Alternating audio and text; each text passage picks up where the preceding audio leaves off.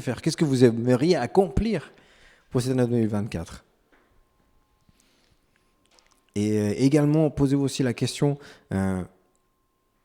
qu'est-ce que j'aimerais faire pour cette année 2024? Avec qui j'aimerais être pour cette année 2024? Avec qui j'aimerais en fait construire un lien? Avec qui j'aimerais connaître un peu plus? C'est possible que ce soit une de vos amies, ou peut-être que ce soit quelqu'un que vous ne connaissez pas mais que vous aimeriez. Je vous invite pour cette année 2024 à connaître de plus en plus en approfondi cette personne-là. Du coup, moi, j'invite un volontaire, une personne qui prie pour ce message que notre cher leader va nous partager. Du un volontaire ou une volontaire, un ou une volontaire. Hein? Oui, vas-y Bastien. Jim, je te laisse venir. Et on va commencer. Merci Bastien.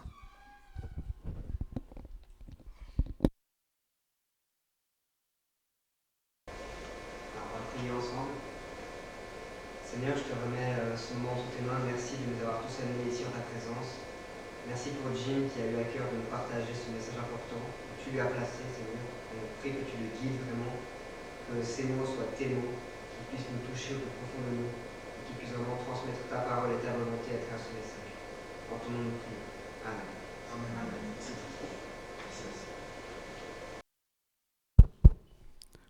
Ok, j'ai vu qu'il y avait... Ah, vous partez vous aussi? Ah mince. Ah bah, ils ont pas trop kiffé peut-être l'antithèse. Alors. Vous l'avez bien expliqué ce que c'était? C'est pas un médicament, si jamais. Hein. Ciao, ciao. Ok, je vais juste mettre tout en place.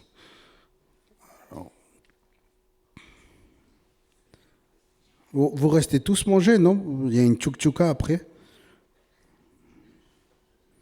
Vous savez pas ce que c'est une tchouk-tchouka aussi? Il y a tout qui nous vaut le message, qui nous vaut la nourriture. C'est vrai. L'année commence avec une tchouk-tchouka. Ah, Jadel aussi, elle part? Ah, ok. On n'a pas ramené des brocolis, malheureusement, pour lui. Ouais, il mange déjà? Ah, oui. Ok, top, alors. Je vais mettre... Je sais pas s'il marche. Je suis connecté? Mince, je l'avais pas vu. Ah, mince. Là, ouais, parfait. Ok. Bienvenue à chacun. J'ai dit bonjour à chacun. J'ai dit bonjour à la personne qui est là-bas. Elle ne m'écoute pas. Salut Juan Carlos. Voilà. Du coup, aujourd'hui, j'ai essayé vraiment d'accumuler. Là, il y a 6 messages qui sont accumulés et je fais de mon possible pour faire vraiment une belle, comment on dit, une rédaction. J'aimerais vraiment le faire tout petit, ces 6 messages. Et j'aimerais, grâce à l'aide du Saint-Esprit, pouvoir parler très peu aujourd'hui. Quelque chose que j'arrive pas vraiment, tout le monde vous le savez. Mais Dieu est bon. J'aurais dû mettre ça comme défaut. Il parle trop dans ses prêches. Ok, aujourd'hui, on va voir tout ça, mais n'ayez pas peur. On va parler juste quelques minutes de chacune. On verra bien sûr le meurtre, on verra l'adultère, le divorce, le sermon, le talion, et puis aimer son prochain. D'accord? Et j'aimerais un volontaire qui lise beaucoup de versets aujourd'hui. Une personne qui aimerait bien lire quelques versets. Des volontaires? Bastien? Ouais. Juste le micro.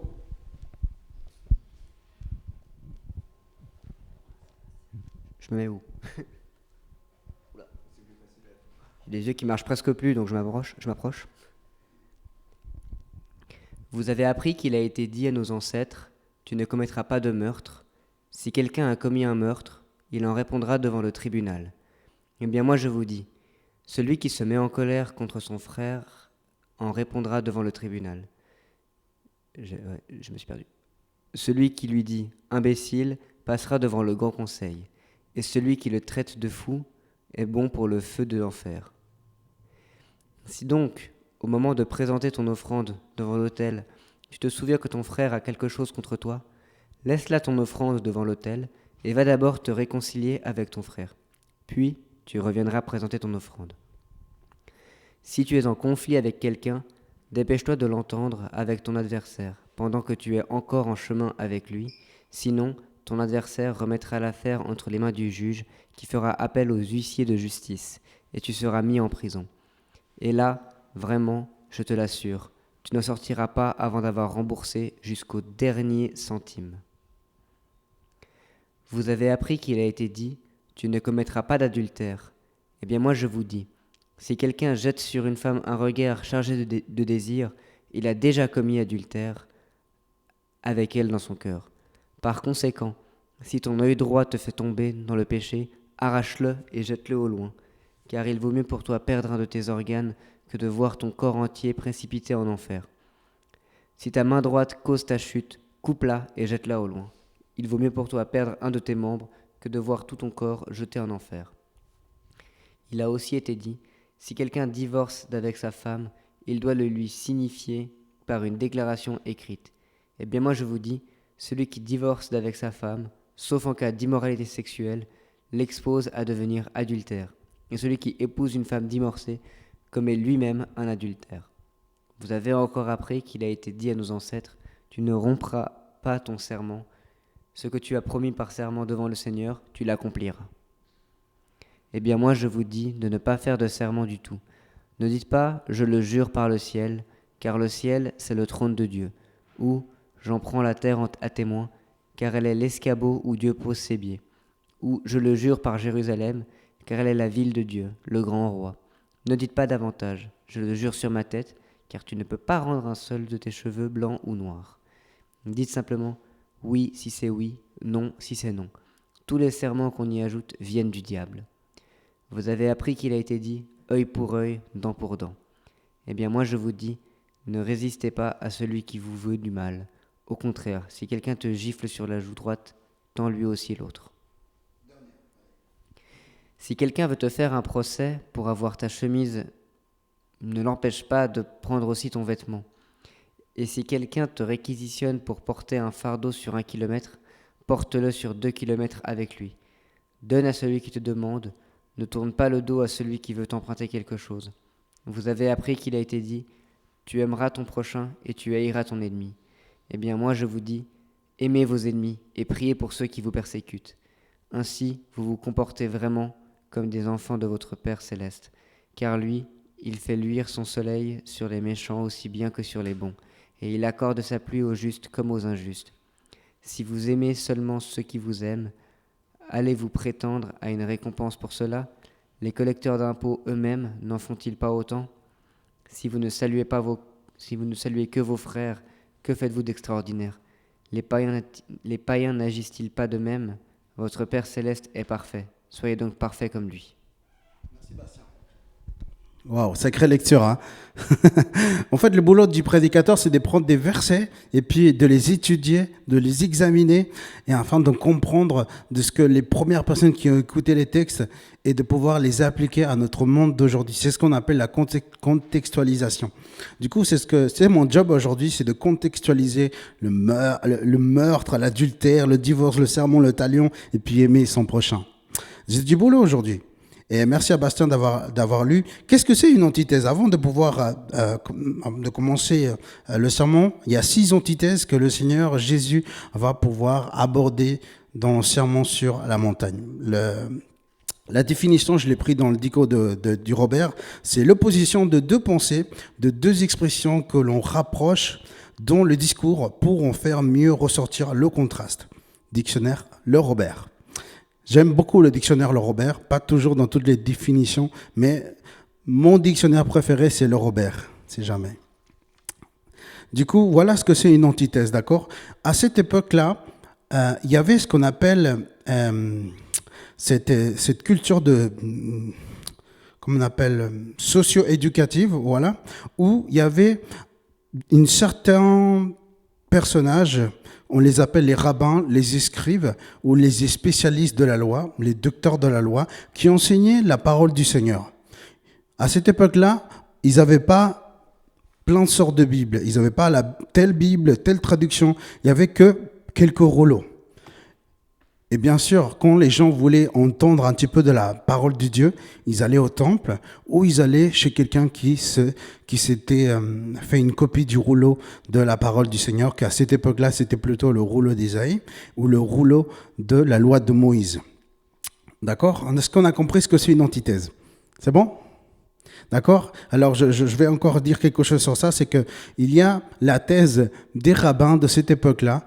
Eux, ils disent ce qu'ils pensent de ce que Moïse il a enseigné, mais voici ce que Jésus va venir apporter et donner une révélation, une interprétation divine entre le divin et l'humain. On choisit quoi? Moi, je choisis plutôt le divin. Qui choisit l'humain? Pas moi, en tout cas. Mais je choisis plutôt le divin. Aujourd'hui, le meurtre, à cette époque-là de Jésus, il y a 200 ans en arrière, le meurtre, c'était pas compris comme Jésus voulait qu'on le comprenne. Le meurtre, c'était plutôt compris de façon extérieure et pas intérieure. Est-ce que je me fais comprendre? Non? Ok. Bah, je vais lire parce que Jésus, il nous donne vraiment une réponse incroyable.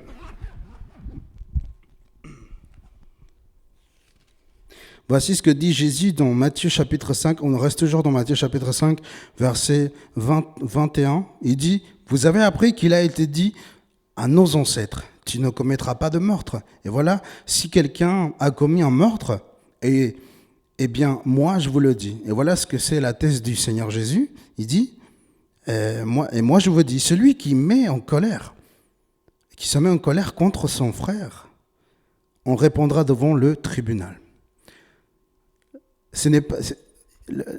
La façon comment Jésus interprétait le meurtre, c'était différent.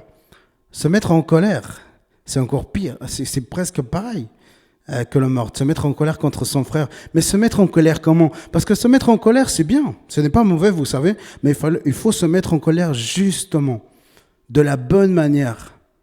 Imaginez-vous, voilà, Raphaël et puis Elisabeth. Imaginez-vous, il y a un serpent. Raphaël, il va peut-être crier comme une fille. Il va la laisser, la pauvre, tranquille. Ou soit, il est un vrai Portugais avec la machette dans la main et il coupe la tête du serpent. Touche pas ma femme! C'était la sainte colère de Raphaël. Et bien sûr, la femme, peut-être, elle aime les serpents. On ne sait jamais, tu aimes les serpents? Ah, ok. Mauvais exemple. Tu serais capable de le toucher et tout? Ah, t'as déjà porté une? Ouais, mais t'as touché les domestiqués, t'as pas les sauvages. T'as pas touché les sauvages. Vas-y, en Bolivie, tu verras si tu veux les toucher. Au Pérou, sinon. Bref. Du coup, là, on parle vraiment... Et Jésus, il dit cela, il dit, ok, si tu te mets en colère contre ton frère, eh ben voilà ce qui va se passer.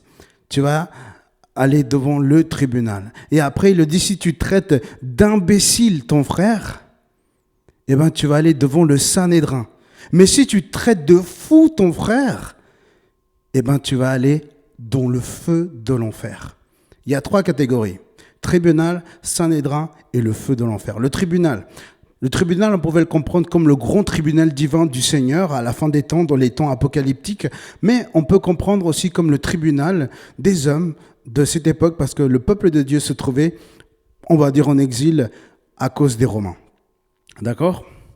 Et le meurtre, ce que Jésus voulait en faire comprendre, c'est que même si vous vous énervez contre votre frère, même si vous traitez d'imbécile votre frère, vous allez aller devant le Sanhédrin. Le Sanhédrin se constituait de 6 sages hébreux qui connaissaient la loi par cœur, que c'était des érudits de son peuple, 70 personnes qui réfléchissaient sur un problème. C'est mieux que 5, n'est-ce pas? Imaginez-vous 70 vieillards qui disent « Ok », il a insulté de patate à son frère, je ne dis pas de gros mots, mais disons que c'est une patate. Et les 70 vieux vont dire « Ouais, c'est pas cool ». L'autre, il va dire autre chose. Et ils vont commencer à débattre entre eux. Et puis en fait, ils vont dire « Ok, bah, tu dois payer telle chose pour lui ou telle autre chose ». Mais tandis que si tu traites de fou ton frère, c'est autre chose. Le mot imbécile est traduit en araméen comme raka. Vous savez que c'est quoi c'est pas une racaille, mais c'est à peu près pareil. Parce que le mot raka veut dire vide. En fait, tu traites une personne de CON sans te rendre compte. Mais si tu traites de fou une personne, tu la traites pas simplement de vide, mais tu lui désires l'enfer. Tu lui dis, celui, il n'a pas de solution. C'est comme notre monde d'aujourd'hui. On dit que plein de drogués, plein d'alcoolos n'ont pas de solution. On a fait un petit espace pour eux, pour qu'ils essayent de vivre gentiment. Mais il y a un pasteur, il y a très longtemps, il a fait la croix bleue. Parce qu'il a dit, il y a déjà une croix rouge, alors faisait une croix bleue. Et il a commencé à aider plein de personnes qui étaient dans les addictions, dans le meurtre, dans l'alcool, dans le sexe, etc. Et ce pasteur, il a fait une révolution ici à Genève. Et Jésus nous fait comprendre que nous devons faire attention à comment est-ce que nous devons traiter nos frères et sœurs. Est-ce que vous avez déjà traité quelqu'un d'imbécile ou plus ou moins pareil? C'est vrai? Alexander, toi? Tu me diras après? T'inquiète, tu dis après ton péché. Mais il ne faut pas traiter d'imbéciles nos frères et sœurs. Et si jamais tu le penses, va lui en parler, tu sais? Va lui en parler et puis cause avec lui. Vous savez pourquoi les amitiés ne fonctionnent pas? Vous savez pourquoi 2 amitiés ne fonctionnent pas? Ouais, c'est bien, oui. Ça, c'est bien aussi. C'est bien, Alexander. 2 amitiés ne fonctionnent pas à cause de quelque chose de très clair. C'est parce que cette personne-là aimerait prendre la place de l'autre personne et elle aimerait ressembler aussi à cette personne. Elle n'aime pas, elle ne la tolère pas, alors ils ne s'entendent pas très bien. Il lui prend les choses que lui, il aime. Et il ne le laisse pas parler, etc. Il y a plein de relations qui devaient fonctionner dans cette église, dans d'autres églises, au travail. Au travail, il y a des relations avec mes frères, enfin, avec des connaissances que ça ne fonctionne pas. Pourquoi? Parce qu'ils n'aiment pas ce que je fais, ils n'aiment pas que je parle de Jésus, ils n'aiment pas que je fasse ça. Mais eux, ils me traitent de raca. Parce qu'ils disent Jésus, c'est n'importe quoi.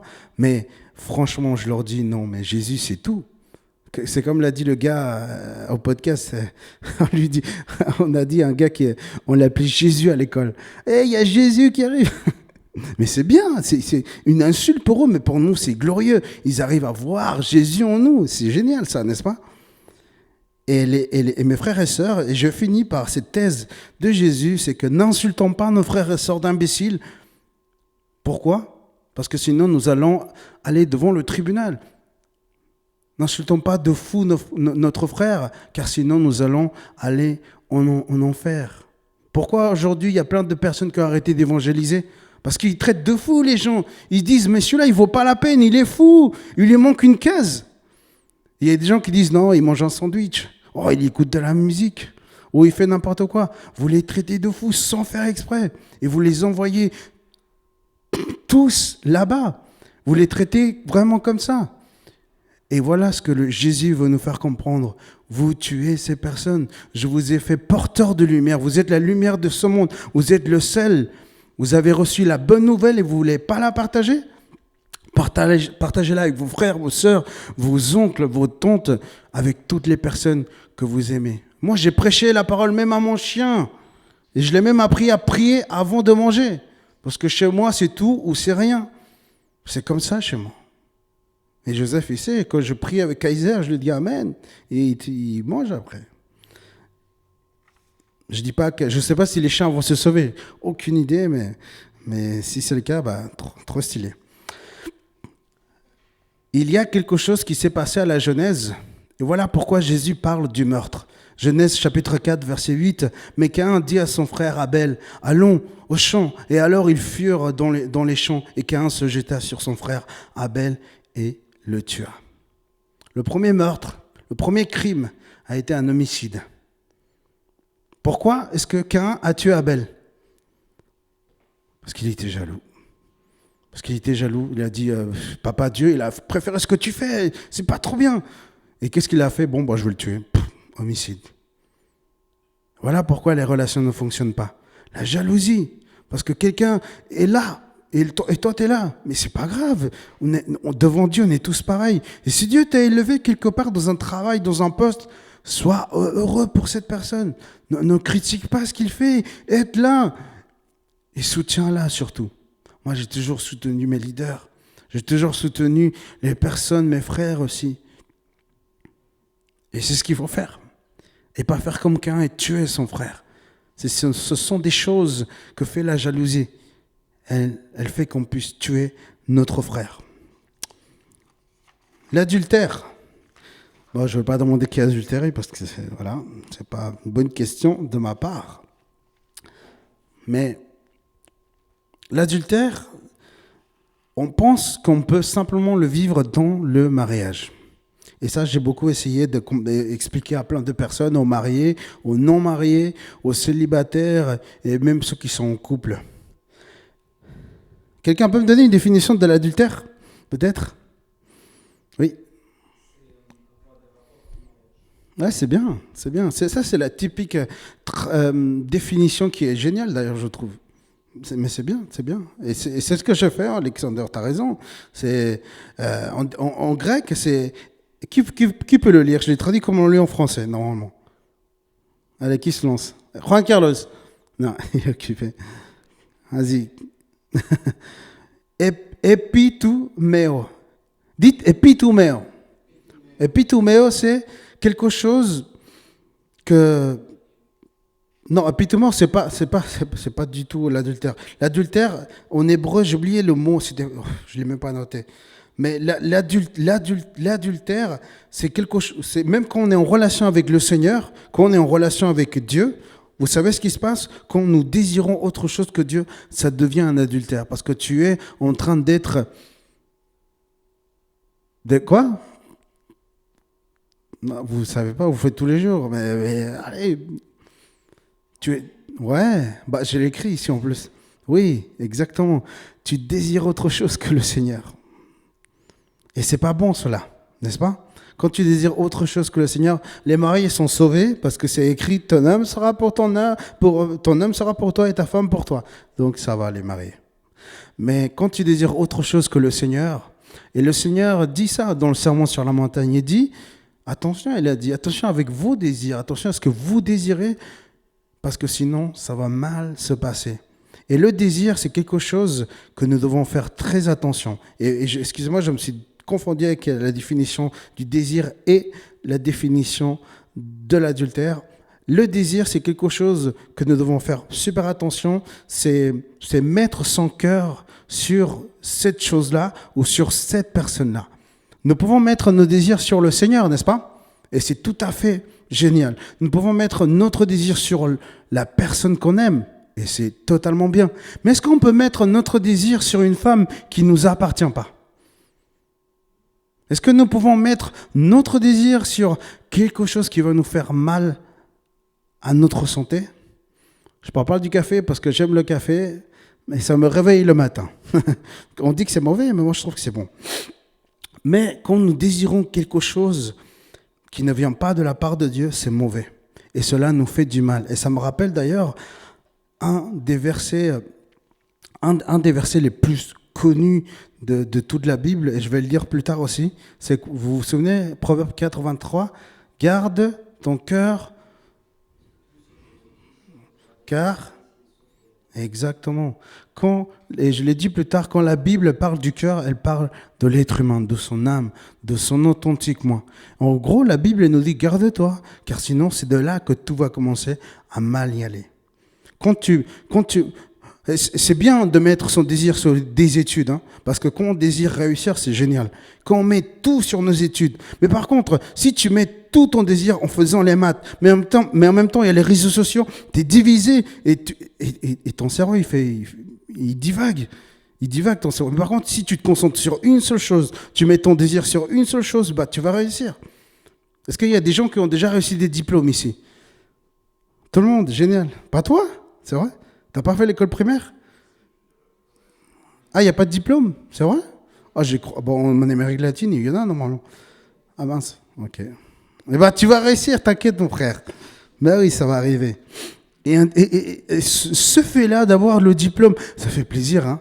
Et tout le monde t'applaudit. Ouais, Jim, ouais, ok, le Balthazar, ouais. Ou José, ouais. José, c'est dans 2 ans, hein? Et en plus, c'est vers l'aréna, on met de la musique et tout le monde dit waouh, c'est trop stylé avoir un CFC. Mais concentrons-nous sur l'adultère. Ok? L'adultère, et je parle vraiment aux mariés, faites attention, l'adultère ne commence pas du tout dans l'action, elle commence dans la pensée. En hébreu, et c'est une culture que j'aime beaucoup, chez les Hébreux, ils disent, quand tu penses, tu le dis. Le fait de le penser, tu es en train de le dire déjà. Si tu penses quelque chose directement, tu le fais. Et j'ai beaucoup aimé une étude en Harvard qu'ils étaient en train de faire un petit test.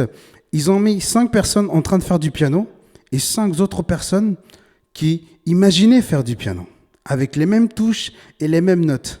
Et vous savez quel a été l'examen final, quelle a été la conclusion?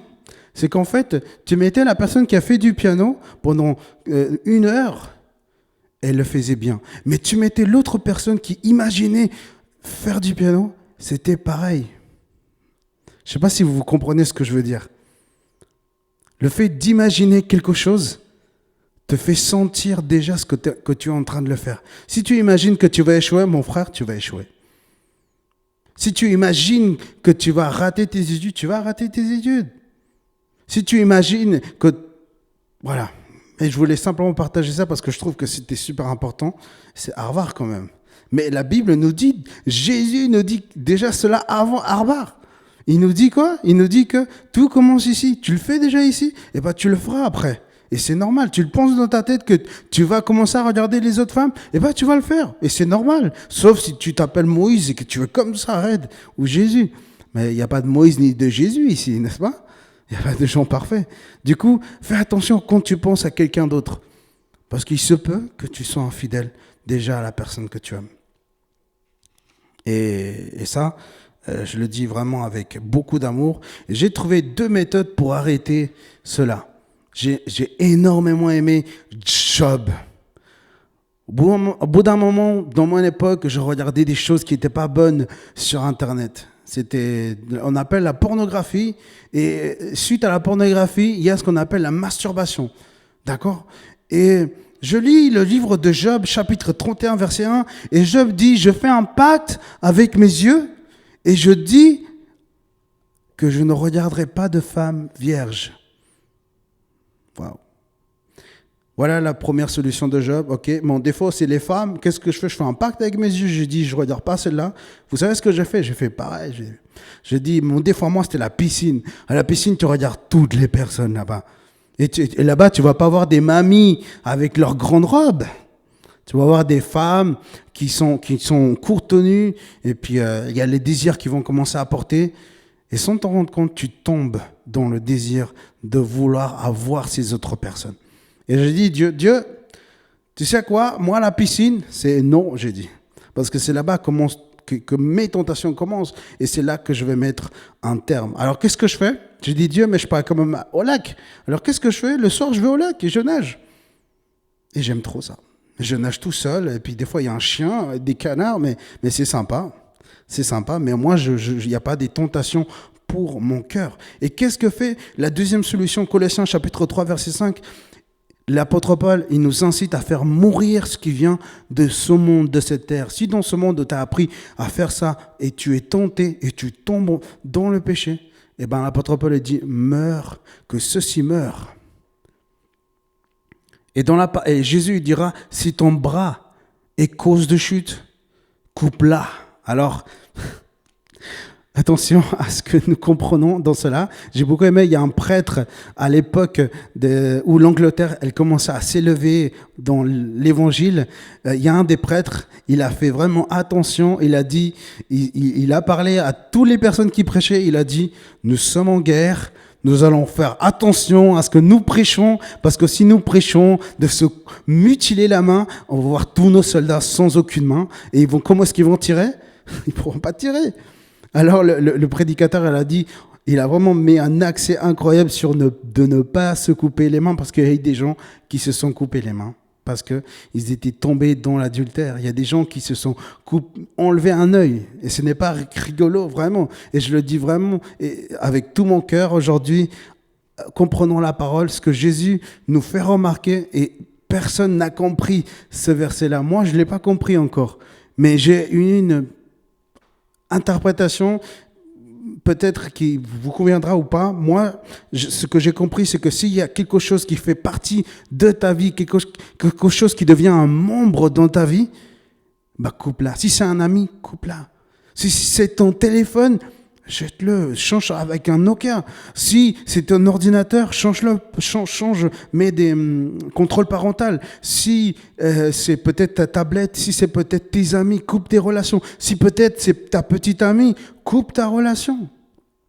Quand c'est dans l'extrême, hein, je parle, hein, parce qu'il y a des fois, je ne dis pas de couper les mariages ni les relations amoureuses, mais je vous dis de faire attention et de couper ce qui doit être coupé avant, parce que sinon tu vas être jeté dans le feu de l'enfer. Voilà ce que le Seigneur nous apprend. Parlons du divorce maintenant. J'espère que personne n'est divorcé ici. Vous êtes trop jeune encore en Bolivie. À 20 ans, il y a des gens qui se divorcent. Je sais pas, je comprends pas. Mais il y a des gens qui se divorcent en Bolivie à 20 ans. Hein, parce qu'ils se marient à 16 ans quand même. Au Pérou aussi, arrête. Au Pérou, pas genre. Hein. Okay. La définition de divorce, c'est quelque chose que le Seigneur n'aime pas. Le Seigneur n'aime pas parce que j'aime beaucoup la phrase qu'ils disent les prêtres. Ils disent que ce que Dieu a uni, que l'homme ne le sépare pas. Et à chaque fois, c'est l'homme qui met ses traces ou une femme dans le mariage. C'est la dissolution des liens du mariage. Les gens, moi j'ai vécu, enfin, j'ai pas vécu, mais mes parents se sont divorcés. Et à chaque fois que je vais dans une maison belle, qui est vraiment chaleureuse, dans mon intérieur, je me sens tellement heureux parce que j'ai jamais connu ça. J'ai jamais connu un père et une mère assis dans une table, manger une bonne nourriture, un bon dessert. Une fois, on m'a invité à manger dans une maison. On m'a dit, Jim, tu viens manger? Bien sûr, j'ai dit. On a mangé un grand sandwich avec plein de viande. C'était des Argentins. Ils m'avaient donné... Il n'y avait pas du tout de salade. Ils ne mangent pas de salade, les Argentins. Et c'était rempli. Et après, on va le dessert. J'ai dit, mais je n'ai pas fait l'espace pour le dessert. De base, chez nous, on ne mange pas de dessert. Il y avait le dessert et c'était trop bon. C'était des pommes avec des yaourts, du sucre, du coco. J'étais là, c'est trop génial. Je dis. Et j'ai pleuré à ce moment. Ils me disent, mais pourquoi tu pleures? Et je dis, mais parce que j'ai jamais vécu ça, moi. Bien ça, avec ma mère, je vis tous les jours ça. Mais un père et une mère qui font, eux, la nourriture. Que eux, ils font vraiment ça. Ceux qui sont... vous avez vos parents encore unis, profitez. Profitez. Vous savez pas la chance ou vraiment la bénédiction que vous avez chez vous d'avoir un père et une mère. Mais vraiment, parce que je vois comment ma mère, elle allait de l'avant toute seule, sans aucun argent de mon père. Aucun argent de mon père. 3 enfants qui bouffaient 3 poulets par semaine. Rien n'a duré dans la maison. Ma mère, pourtant, elles sont privées d'acheter tellement de choses. Le divorce, ça cause des choses horribles. C'est un chaos dans la famille. Et ça détruit beaucoup. Moi, ça m'a détruit mon enfance. Énormément. Le divorce, ce n'est quelque chose que le Seigneur n'a jamais voulu. Moïse l'a donné simplement par la dureté du cœur de l'être homme. Il a dit donner une lettre de divorce à la personne. Et cette lettre-là, c'était comme un CV pour la femme, pour dire oui, elle a été divorcée et il est bien. Alors, mariez-vous avec elle. Parce que si à l'époque, elle n'avait pas cette carte de divorce, cette femme, elle ne pouvait pas du tout se marier. Et c'était malheureusement le cas à cette époque-là. Aujourd'hui, on s'en fout d'avoir une carte de divorce. On se marie, même si on s'est déjà marié 3 fois. J'ai vu tellement de personnes qui ont fait ça. Mais à l'époque, je reste sur le divorce. À l'époque, c'était comme ça. Et j'ai beaucoup aimé, il y a un ami m'en parlait, et je voulais vous en parler de ça. Et c'est important le divorce. Jésus ne voudrait jamais qu'on divorce, jamais. Jamais. Raphaël ne divorce, jamais. Amen. Jamais. Joseph aussi. Et même ceux qui vont se marier, ne divorcez jamais. Ce n'est pas une solution, le divorce. Ce n'est pas du tout une solution. Il y a un ami qui m'a partagé, il a dit, dans toute l'histoire, c'était interdit de pouvoir sélectionner un futur président. On ne pouvait pas choisir un président qui était divorcé, en fait. C'était impossible. On ne pouvait pas choisir dans les églises un pasteur divorcé. C'était une honte aussi. À l'époque, ils étaient comme ça. Parce que c'était ce que Jésus enseignait. Et des fois, ils sont un peu durs, mais bon. Mais c'est ce que je voulais vous partager aussi. Et comme quoi, le Seigneur prend toujours au sérieux les divorces et tout ce qu'on en fait. Le sermon. Qui ici a déjà fait une promesse? Maintenant, tout le monde, je pense, en a fait. Est-ce que vous l'avez tenu? Non, je ne pense pas. N'est-ce pas? Et tout le monde ici fait des promesses. Tout le monde fait un sermon avec tout son être. Il lui dit, toi, je t'aimerai à vie. I love you forever and ever. Et après 1 an, 2 ans, il lui dit, tu es mon best friend. Aujourd'hui, c'est mon best big friend. Et 1 année après, je sais pas, c'est qui, il est parti là-bas. Mais le Seigneur nous dit de faire attention quand on fait un serment. Il a dit, on vous a appris que vous deviez faire des serments. Mais moi, je vous le dis, n'en faites pas. Car si vous dites oui à quelque chose et vous rajoutez d'autres choses, laisse tomber. Laisse tomber. Même dans les mariages. Les mariages, tu dis oui, mais tu fais quand même les vœux. Tu dis, je serai là quand tu seras mal. Le Seigneur a dit que ça vient de Satan, ça. C'est pour ça que dans les mariages, je ne comprends pas trop le sens des vœux, parce que dans l'Antiquité, c'était différent les vœux. C'était pas la même chose comme aujourd'hui. Aujourd'hui, tu vas à un mariage, ok, ouais, je veux faire la lessive, je t'aime. C'est tout. Aujourd'hui, tu vois toutes sortes de mariages, mais le Seigneur a dit, dis oui seulement au mariage et tais-toi.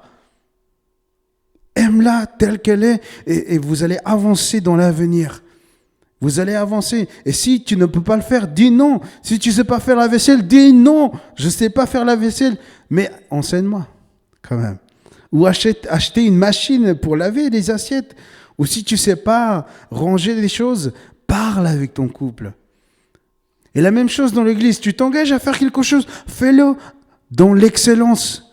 Ne dis pas je serai là tous les samedis ou tous les dimanches. Dis seulement oui jusqu'à un certain temps où tu pourras. Mais ensuite, dis non. Et c'est important de dire oui et de dire non. Vous savez pourquoi c'est tellement important? Parce que sinon, tu seras en guerre avec Dieu. Dieu va te dire, tu as promis ça. Qu'est-ce qui se passe? Regardez comment c'était super important. Il y avait un juge en Israël. Il avait dit, si on fait telle chose et telle chose arrive, ou telle chose, je donnerai ma fille. Et il y a un malheur qui est arrivé. Le papa a dit, j'ai fait un serment. Il a donné sa fille pour qu'elle soit violée par les 12 tribus d'Israël. C'est le verset le plus difficile à interpréter, le plus difficile à comprendre. C'est un des versets les plus, pour moi, mais les plus horribles à comprendre dans la Bible. Et c'est pour ça que le Seigneur nous dit, faites attention quand vous faites un serment. Faites vraiment attention, parce que vous devez l'accomplir. Le Seigneur, il a dit, je vais revenir, et il va revenir. Il est déjà venu 1 fois, et il reviendra une 2e fois. Si vous avez fait un serment, et si vous ne pouvez pas l'accomplir, allez parler avec Dieu. Dites-lui, papa, pardonne-moi. Et il comprendra. Si vous ne vous sentez pas capable de le faire, moi, j'ai jamais promis quelque chose à Dieu. J'ai jamais promis. Parce que je sais que je suis un pécheur. Je suis un gros pécheur. Et c'est pour ça que quand tu lis sur le serment, dis oui et dis non. Et voici ce qu'un pasteur m'a appris de super important sur le non. À 40 ans, il avait tout. Il avait une méga église, meilleur prédicateur. Les gens venaient vers lui. Ils aimaient tellement ce qu'il disait. Et un jour, il se dit, qu'est-ce que je peux m'offrir pour mon anniversaire? Je ne sais pas. J'ai une maison, j'ai une belle femme, j'ai des beaux enfants, des petits-enfants, une belle voiture, une église que j'aime énormément. Et il a dit, je vais m'offrir le non cette année. Et automatiquement, en s'offrant le non, il s'est offert le oui aussi. Parce qu'il a dit non à quelque chose et il a dit oui à passer plus de temps avec ses petits-enfants. Il a dit non à faire des podcasts. Il a dit oui à passer plus de temps avec sa femme. Il a dit non à l'église pour prêcher tous les dimanches. Et il a dit non. Et puis il a dit oui à la relation qu'il devait entretenir avec Dieu. C'est beau. J'ai tellement aimé ce qu'il a dit, ce pasteur. Et je vous encourage à vous offrir le non des fois. On ne peut pas tout faire. On ne peut pas exceller en tout ce qu'on fait. Demandons à Dieu dans quelle part nous excellons et concentrons-nous sur cela et marchons par la foi et disons oui à ce que Dieu nous dit de dire oui et disons non à ce que Dieu nous dit de dire non. Le talion, vous connaissez la loi du talion ? Pas le talon, le talion. Le talion, c'est... Non ? Vous n'avez pas lu beaucoup le livre de l'Exode, ni Lévitique, ni Deutéronome, alors ? Ouais, ce sont des livres qui parlent de beaucoup de lois, j'avoue. Je suis sûr même la Constitution de Suisse, vous ne l'avez pas lu, mais bon, moi j'étais obligé de la lire. Mais qui l'a lu ? Moi je l'ai lu par obligation, mais si on m'aurait dit lis-la comme ça, je ne l'aurais jamais lu. Mais la loi du talion, c'est en Exode chapitre 21-24, œil pour œil, dent pour dent, main pour main et pied pour pied. La définition, c'est mesure par mesure, la loi du talion. Si un jour, je casse les lunettes Gucci de José, je vais lui donner des lunettes Gucci. Ni pas cher, ni trop cher. La valeur exacte. Si je te vole une vache, je dois te donner une autre vache. Si c'est une vache suisse, c'est une vache suisse. C'est pas une vache hollandaise ou d'autres pays. C'est une vache de qualité. C'est comme ça la loi du talion. Et qu'est-ce qu'ils enseignaient les ancêtres sur cette loi ? C'est ridicule ce que les ancêtres, ils lisaient, ils enseignaient à cette fois. Est-ce que vous savez ce que les ancêtres, peut-être vous savez ce qu'ils enseignaient à cette époque sur la loi du talion ? Non ? C'était impossible de vivre une vie avec cette loi. Moi, je trouve qu'elle n'est pas correcte de vivre une vie avec le talion. Ça n'a pas de sens. Mais l'apôtre Paul répond vraiment à cette question. Il dit, mes amis, ne vous vengez pas vous-même, mais laissez agir la colère de Dieu. Car il est écrit, c'est à moi qu'il appartient de faire justice. Et c'est moi qui rendrai à chacun son dû. À qui appartient la vengeance ? À notre Seigneur. Elle n'appartiendra jamais à nous, parce que nous ne sommes pas capables d'être justes. On m'a souvent dit, Jim, mais pourquoi tu ne dis pas telle chose à cette personne ? Moi, je dis, mec, si moi j'ouvre ma bouche, je détruis cette personne. Et il me dit, Jim, mais t'as pas vu comment elle t'a traité ? Mon frère, je serais capable de la traiter encore pire, mais je ne le fais pas. Parce que la vengeance appartient à papa. Elle n'appartient pas à moi. Et regardez, une expérience, elle n'est pas bonne, mais je la dis quand même. Mon frère, quand j'avais 5 ans, il y avait un gars qui me frappait tout le temps. Il avait 10 ans. Il venait avec un bâton, bah, dans la tête, dans les côtes. Je disais, mais arrête de me frapper. Et puis je dis à ma grand-mère, il y a lui qui m'a frappé. Et la grand-mère dit, c'est qui t'a frappé, fiston ? Elle vient avec le balai. Et c'est là que je comprends comment est-ce que Dieu fait vengeance. Bon, ce n'est pas un bon exemple de ma grand-mère, mais ma grand-mère, c'était un exemple comment est-ce que Dieu me défend. Et c'est comme ça que je vois vraiment Dieu. Et je sais que Dieu me défend, même si les gens me maltraitent, même si les gens me prennent trop mal, même si les gens ne m'accueillent pas, même si les gens ne me saluent pas, même si les gens me réduisent, me minimisent, je sais qu'en réalité, Dieu fera justice et que la vengeance lui appartient simplement à lui et pas complètement à moi. Et j'aime beaucoup ce que dit Mathieu Henry. Il a dit, la loi du talion doit laisser place à la loi de l'amour. La loi de l'amour. Et j'ai bientôt fini. La dernière thèse que défend notre cher Jésus, c'est d'aimer son prochain. Tu ne te vengeras pas et tu ne garderas pas de rancune envers les membres de ton peuple, mais tu aimeras ton prochain comme à toi-même. C'est écrit quoi dans chapitre 5, verset 43 ? Quelqu'un peut le lire dans sa version ? Chapitre 5, verset 43.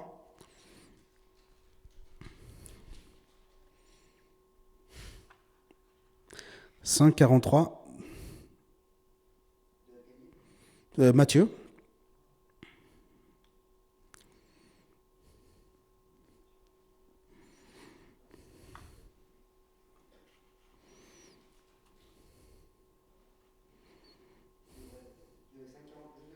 « 43. »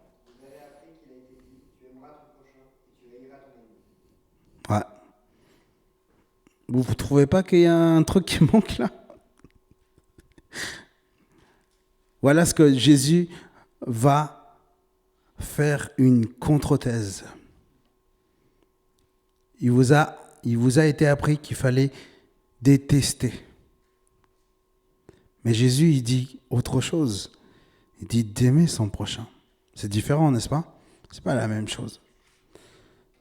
C'est pas du tout la même chose.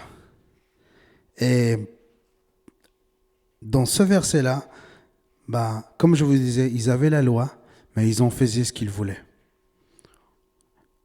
Et c'est ça le travail, mon travail à moi, c'est de vous donner une interprétation correcte de la Bible. Pas une interprétation qui me plaît, pas une interprétation que moi j'aimerais que vous suiviez. Je ne manipule pas la parole de Dieu, j'essaye de sortir comme je fais les jus d'orange. Je fais tout. Et ma mère, elle fait après de la confiture avec la peau qui reste. Il faut faire comme ça avec la Bible. Allez verset par verset, mot par mot. Et comprenez ce que la parole de Dieu nous disait. Qu'est-ce que comprenaient les rabbins de cette époque ? Il faut haïr les autres. Mais Jésus, il dit quoi ? Non, aimer les autres. Et je finis avec ma conclusion. C'est quand on vous a dit, tu ne commettras pas de meurtre, mais Jésus vous dit de ne pas te mettre en colère injustement.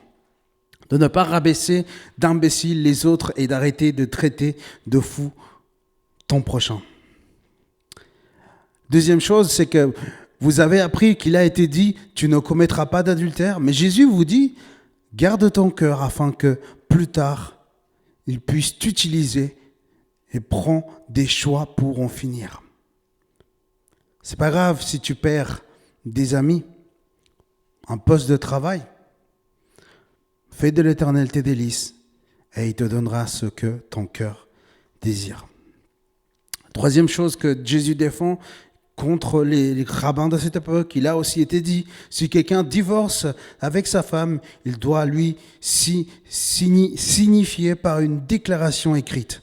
Mais Jésus vous dit de rester humble et d'aimer la femme de ta jeunesse. Quatrième chose que Jésus défend contre la thèse des rabbins, vous avez encore appris qu'il a été dit à nos ancêtres, tu ne rompras pas ton serment. Et Jésus vous dit d'arrêter de dire des paroles et de t'engager pour de vrai et d'accomplir ta parole. Vous avez appris qu'il a été dit œil pour œil et dent pour dent.